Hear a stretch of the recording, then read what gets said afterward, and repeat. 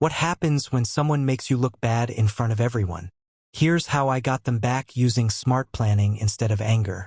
Most people get mad and do dumb things when someone hurts them. But there's a better way to handle it. You can be smart about it instead. What you'll learn. By the end of the story, you'll see how I used research, good timing, and careful planning to win against 3 people who tried to hurt me. Picture this. You're at your girlfriend's 30th birthday party. There are 50 people there and you paid for the wine everyone is drinking. Then she gives a speech to thank people. She thanks her parents and friends. But then she sees her ex-boyfriend Marcus across the room. She gets emotional and says, "I have to thank my amazing friend Marcus, my ex, who taught me what I deserve. He showed me what a good partner should be like." Everyone claps and cheers. Marcus takes a bow. Then she looks at me and says, "And thanks to him too, I guess." She waves at me like I don't matter. But here's what she didn't know. The boring boyfriend she just embarrassed works in politics. My job is to beat other candidates. And she just picked a fight with the wrong person. Most guys would get angry, right? They'd storm out or cause a scene. Not me. I stood there, drank my drink, and something clicked in my brain. I stopped feeling hurt and started thinking like I do at work. Jessica thought this was just relationship drama. But what she really did was attack my reputation in front of 50 people. In my job, that means war. Here's what was happening. For 8 months, I had been paying for her expensive lifestyle. Nice clothes, fancy dinners, spa days, trips. I have receipts for everything. She was supposed to be my break from stressful work. Instead, she became my next work project. The best part.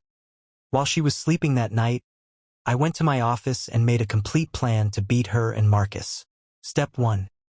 Learning about my enemies. The first rule of winning. You can't beat someone if you don't know their weaknesses. I already knew everything about Jessica because I paid her bills for 8 months. But Marcus was different. He was the perfect guy she always compared me to. He looked successful. Owned a tech company, drove a fancy old car, had perfect social media. But I know that when someone looks too perfect, they're usually hiding something. I hired someone to dig up information about Marcus. What we found was perfect. Marcus's successful company was fake. No real product, no money coming in, just spending daddy's money. His fancy car? He was leasing it with his father's help and was behind on payments. The golden boy was lying about everything. But I didn't just want dirt on him. I wanted to use it as a weapon. While I was gathering information about Marcus, I started messing with Jessica's life. She was on the planning committee for a charity event. She didn't do real work. She just liked having her name on fancy invitations. But I had donated a lot of money that she loved bragging about. I called the charity and said, "I need to take back my donation because of money problems." Jessica freaked out immediately. She yelled at me, "You're making me look stupid." I said, "Business changed. I had to move my money around." I was hitting her where it hurt her social status and reputation. But this was just the beginning. Ready for the real plan? I wrote a detailed report about Marcus's fake company. It was professional and showed exactly why his business was failing and would run out of money soon. I sent it to 3 people. Marcus's dad, the main investor, and a reporter who writes about failed businesses. At the same time, I dealt with Jessica's best friend Taylor. She worked at an expensive store and had a habit of buying clothes for weekends, then returning them on Monday. Jessica knew about this scheme. I called the store's security department and suggested they check their return records. Problem solved. Here's the crazy part. Both attacks happened at the same time, like bombs going off. First bomb. The reporter wrote a harsh article about Marcus's fake company, called it a rich kid's hobby project. Investors pulled their money. His dad cut him off financially. Second bomb. Taylor got fired for stealing and returning clothes. The store called the police. She panicked and blamed Jessica. The former best friends started fighting each other in court.